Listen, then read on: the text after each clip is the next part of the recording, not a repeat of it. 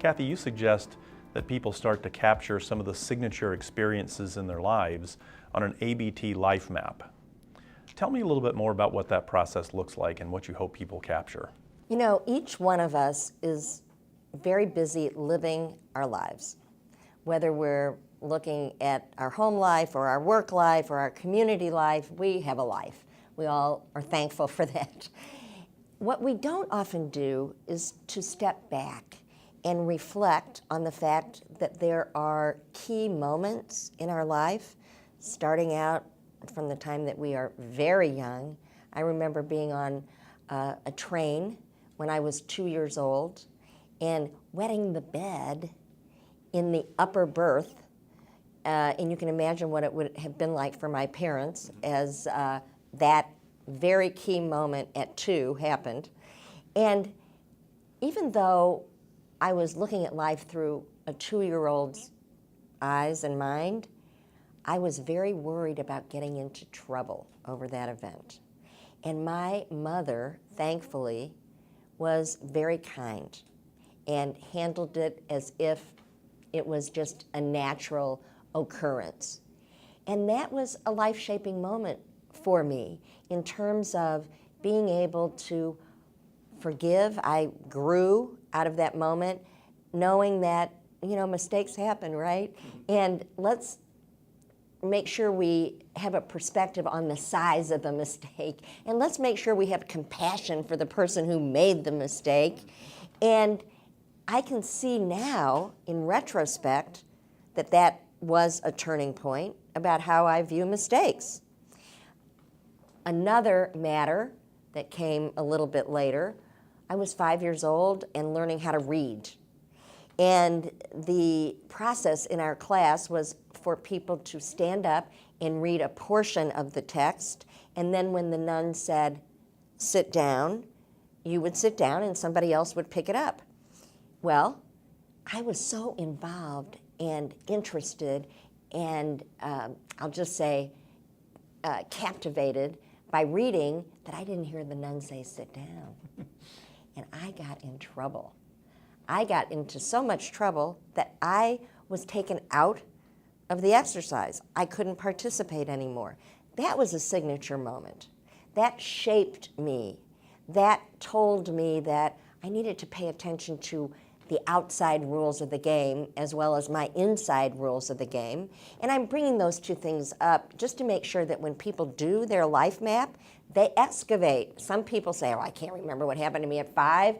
But you know, once you get in this habit and you can create this ABT life map, and you'll do it today, but you can add features to it, you'll begin to see, oh my gosh, I have shaped moments. Moments have shaped me.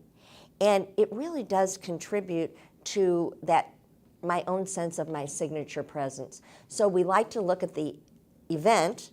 It's a turning point, it's a high point, it's a low point, it's a windfall, it's something that wasn't fair, and you know, where things were ripped away from me.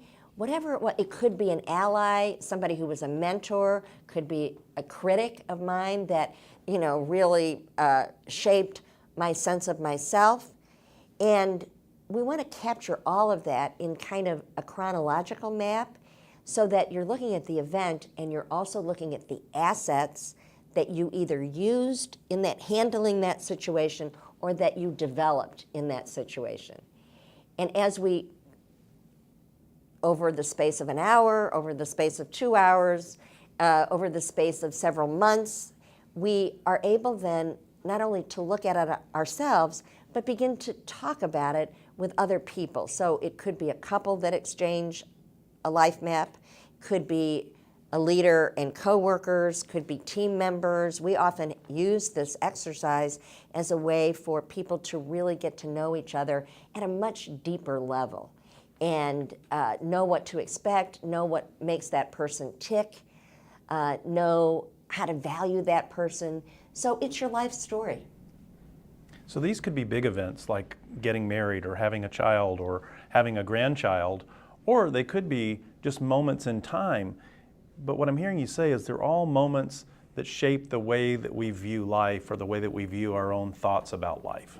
Absolutely, the big events count. As a matter of fact, we know from the life events stress scale, for example, at the top of the list is losing your job, followed by divorce, followed by an illness. Those things all compete for number one. They shape our lives, they reshape our lives, and especially our response to them shapes our lives.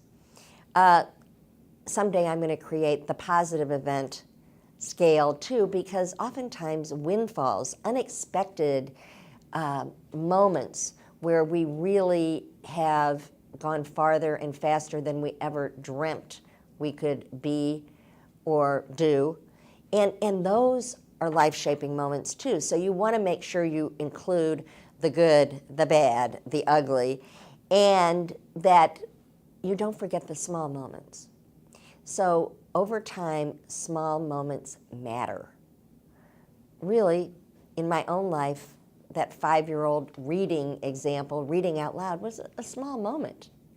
But it is so important to the way I am consciously developing people now, developing myself, looking at both external and internal. It was truly a small moment that made a seismic difference in my point of view.